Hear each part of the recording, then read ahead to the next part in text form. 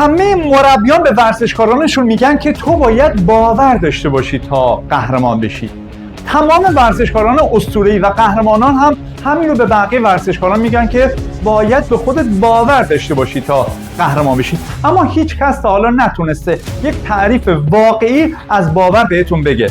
من میخوام مهمترین و اصلی‌ترین تعریف رو از باور بهتون بگم با یک مثال که خیلی براتون شفاف بشه. تصور کنید که از دور یه دودی رو میبینید، میگید فکر کنم یه جایی آتیش گرفته، امیدوارم آتیش نباشه.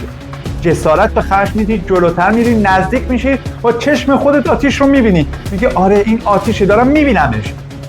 اینجا دیگه به یک درجه از اطمینان رسیدی که این آتیشه.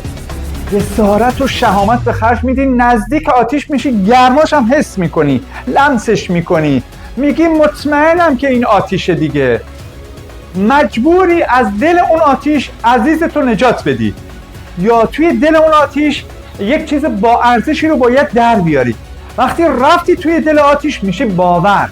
باور یعنی رفتن به دل آتیش. اگه میخوای باورتو بسازی باید بری توی دل آتیش، آتیشاتو پیدا کنی و حمله کنی به دل آتیش. خیلی فکر میکنن که فقط با دیدن آتیش باورشون افزایش پیدا میکنه. آتیش چی میتونه باشه؟ یه رقیب، یه تمرین، یه چالش، یه شرط سخت، یه رقابت. آتیشه، باید بری توی دل اون رقابت و رقیب و اون شرط ورزشی. اون آتیش توه و رفتن به دل آتیش سوختن داره اما ساختن هم داره.